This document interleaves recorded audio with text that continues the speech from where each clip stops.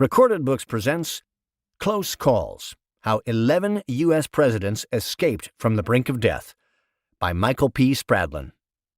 This book was read for you by L.J. Ganser, a member of SAG-AFTRA. A quote from John Adams: "To be good and to do good is all we have to do." Introduction. Today, the President of the United States is often referred to as the most powerful person in the world. But it wasn't always that way. In the early days of the Republic, the President was often not the most powerful person in the room, let alone the world. The United States was a young country, with a new constitution, government, and system of laws, figuring things out as it went along. America was rich in resources, but the nation struggled to build an economy and infrastructure that could support its developing society. Then, as now, becoming the President of the United States required several distinct personality traits. A potential president still has to be ambitious, able to communicate ideas, and unwilling to accept defeat easily. These are among the same characteristics that allowed many of our past presidents to stare death in the face and survive. Some of our presidents were tested in the crucible of wartime service before they ever made it to the Oval Office. Commanders-in-chief who were also war veterans started with General Washington, who bore the pressure of trying to defeat the greatest military power in the world, and continued to President George H.W. Bush, who became one of the youngest Navy pilots in World War II. These people answered their nation's call, and in doing so, dramatically increased their own chances of having a close call. Luckily, these future presidents survived their wartime near misses.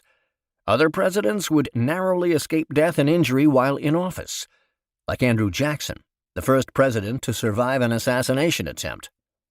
All of the presidents in this book had the determination, drive, and yes, luck to survive life-threatening odds. The world has changed since those early days of the Republic, and the dangers today may be different from those in history. But one thing future presidents will have is knowledge of how their predecessors survived their close encounters of the near-deadly kind. Chapter 1. If they kill the general, he can't be the father of his country. When the United States declared its independence from Great Britain in 1776, King George III and his countrymen were pretty upset, miffed, angry actually. They thought the American colonists should be grateful that they were being oppressed by the most powerful country in the world at the time.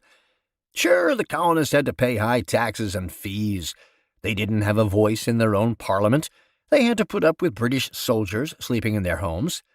If a colonist was charged with a crime, the Crown was really fussy about granting a speedy trial.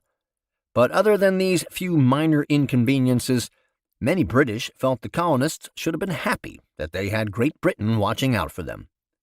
The British Army and Navy protected the colonies from attacks by other nations, and Britain was a market for crops and goods. So when King George finally received a signed copy of the Declaration of Independence, he had a fit. The first thing the king did was put a price on the head of every man who signed the Declaration. He also assumed his army and navy would pummel the colonies into submission in no time. But was he ever wrong? The British military did beat up on the colonies, especially early in the war, but the colonials kept hanging on. They didn't fight fair. They didn't line up in neat rows on the battlefield where every man could then be gunned down easily. Instead, they hid behind rocks and trees and launched ambushes. They fought in all kinds of ungentlemanly ways. King George was especially peeved at General George Washington, who commanded the Continental Army. The guy just didn't know when he was beat. Eventually, it got to the point where several of the officers in the British Army came up with a plan: kidnap and kill George Washington. It was a cut-off-the-head-of-the-snake type of approach. They figured that without Washington, the rebellion would die.